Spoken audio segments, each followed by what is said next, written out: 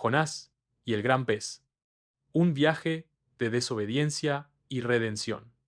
En los antiguos días de Israel, Dios habló a un profeta llamado Jonás, hijo de Amitai. La voz de Dios resonó con una orden clara y directa. Levántate y ve a Nínive, aquella gran ciudad, y proclama contra ella, porque su maldad ha subido hasta mi presencia. Nínive no era una ciudad cualquiera, era la capital del poderoso imperio asirio, un lugar conocido por su crueldad y por ser enemigo acérrimo del pueblo de Israel. Nínive era inmensa, una metrópolis que tardaba 3 días en recorrerse. Imagina el pánico, el miedo que invadió a Jonás. ¿Predicarle a sus enemigos a una ciudad tan vasta y pecadora? En su mente, esto no tenía sentido, o tal vez temía que, si los ninivitas se arrepentían, Dios no los destruiría como él creía que merecían. Así que, en lugar de obedecer, Jonás hizo lo impensable. Decidió huir de la presencia del Señor. Se levantó y descendió a Jope, un puerto bullicioso. Allí encontró un barco que se dirigía a Tarsis, una ciudad lejana, en la dirección opuesta a Nínive, tan lejos como podía imaginar. Pagó su pasaje y se embarcó, con la esperanza de escapar de la misión divina, de dejar atrás la voz de Dios y la incómoda tarea que le había encomendado. Pero no se puede huir de la presencia de Dios. El Señor desató un fuerte viento sobre el mar y se levantó una terrible tempestad. El barco, juguete de las olas, amenazaba con romperse en pedazos. Los marineros, hombres curtidos en el mar, estaban aterrados. Cada uno clamaba a su Dios, y para aligerar la nave, comenzaron a echar la carga al mar. Mientras tanto, Jonás había descendido al fondo de la nave, se había acostado y se había quedado profundamente dormido, ajeno al caos que lo rodeaba. El capitán del barco, desesperado, lo encontró. ¿Qué tienes, dormilón? Le gritó. Levántate, clama a tu Dios, quizá tenga compasión de nosotros y no perezcamos. La tormenta, sin embargo, no cesaba. Los marineros, convencidos de que este desastre no era natural, sino un castigo divino por alguna ofensa, se dijeron unos a otros: Vengan, echemos suertes para saber por causa de quién nos ha venido este mal. Echaron suertes, y la suerte cayó sobre Jonás. Entonces le preguntaron: Dinos ahora, ¿por qué causa nos ha venido este mal? ¿Cuál es tu oficio? ¿De dónde vienes? ¿Cuál es tu tierra? ¿Y de qué pueblo eres? Jonás les respondió, con la voz grave: Soy hebreo, y temo al Señor, el Dios del cielo, que hizo el mar y la tierra seca. Y les contó cómo estaba huyendo de la presencia del Señor. Los hombres se llenaron de un temor aún mayor.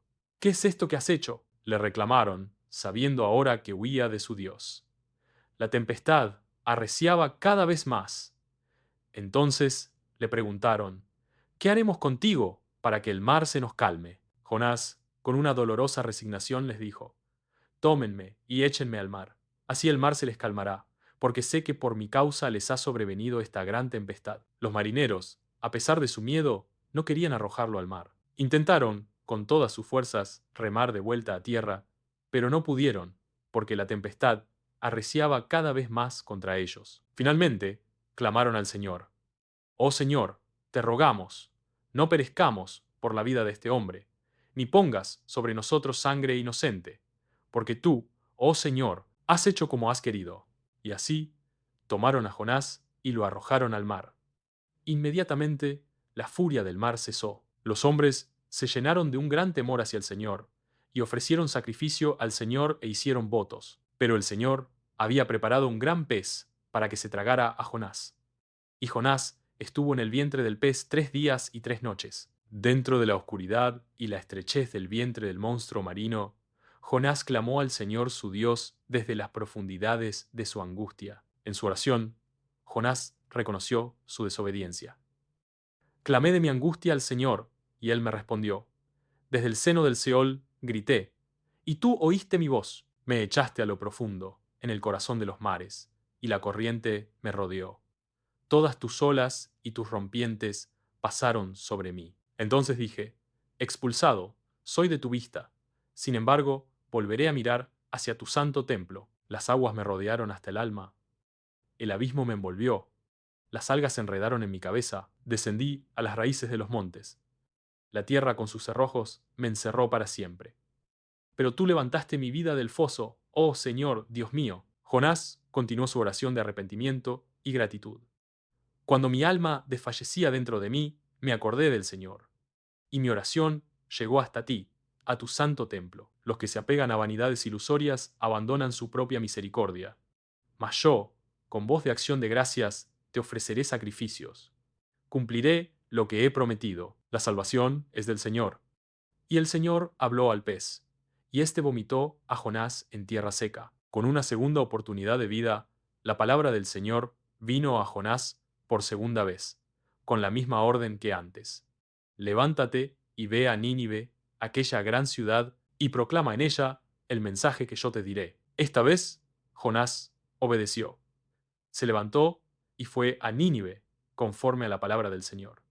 Nínive era una ciudad inmensamente grande, de 3 días de camino. Jonás entró en la ciudad y comenzó a recorrerla un día de camino, proclamando: De aquí a 40 días, Nínive será destruida. La respuesta de los ninivitas fue asombrosa. A pesar de su reputación de crueldad, el pueblo de Nínive creyó a Dios. Proclamaron ayuno y se vistieron de cilicio, desde el mayor hasta el menor de ellos. Incluso la noticia llegó al rey de Nínive, quien se levantó de su trono, se despojó de sus vestiduras, se cubrió de cilicio y se sentó sobre ceniza. Y el rey hizo proclamar un decreto por Nínive, diciendo: Por mandato del rey y de sus grandes, ni hombres, ni animales, ni bueyes, ni ovejas, coman cosa alguna, no pasten, ni beban agua. Y cúbranse de cilicio hombres y animales, y clamen a Dios fuertemente, y vuélvase cada uno de su mal camino y de la violencia que hay en sus manos. ¿Quién sabe si se arrepentirá Dios y se volverá de la furia de su ira, y no pereceremos? Cuando Dios vio sus obras, que se habían vuelto de su mal camino, se arrepintió del mal que había dicho que les haría, y no lo hizo. La misericordia de Dios había prevalecido. Pero Jonás se enojó mucho por esto, y se indignó. Le oró al Señor y dijo: Señor, ¿no es esto lo que yo decía estando aún en mi tierra? Por eso huí deprisa a Tarsis, porque sabía que tú eres un Dios clemente y piadoso, tardo para la ira y grande en misericordia, y que te arrepientes del mal. Ahora, oh Señor, te ruego que me quites la vida, porque mejor me es la muerte que la vida. El Señor le preguntó: ¿Haces bien en enojarte tanto? Jonás salió de la ciudad y se sentó al este de Nínive. Allí se hizo una enramada y se sentó debajo de ella a la sombra, esperando ver lo que le sucedería a la ciudad. Y el Señor Dios preparó una planta de ricino, la cual creció sobre Jonás para que le diera sombra en su cabeza y lo librara de su malestar. Y Jonás se alegró muchísimo por la planta. Pero al amanecer del día siguiente, Dios preparó un gusano que atacó la planta y ésta se secó. Al salir el sol, Dios preparó un viento solano ardiente, y el sol golpeó la cabeza de Jonás, y él se desmayó y deseó la muerte diciendo: Mejor me es la muerte que la vida. Entonces Dios dijo a Jonás: ¿Haces bien en enojarte tanto por la planta? Y él respondió: Sí, hago bien en enojarme, hasta la muerte. El Señor le dijo: Tú te apiadaste de la planta de ricino, por la cual no trabajaste ni la hiciste crecer, que en una noche nació y en una noche pereció. Y no he de apiadarme yo de Nínive, aquella gran ciudad, en la cual hay más de 120.000 personas que no saben distinguir entre su mano derecha y su izquierda, y también muchos animales. La historia de Jonás es un poderoso recordatorio de que la misericordia de Dios se extiende a todos, incluso a aquellos que consideramos indignos. Nos enseña que no podemos huir de su llamado, y que, a menudo, la compasión divina es mucho más grande de lo que nuestra limitada perspectiva puede comprender. Jonás aprendió que la gracia de Dios no tiene límites y que su plan de salvación es para toda la humanidad.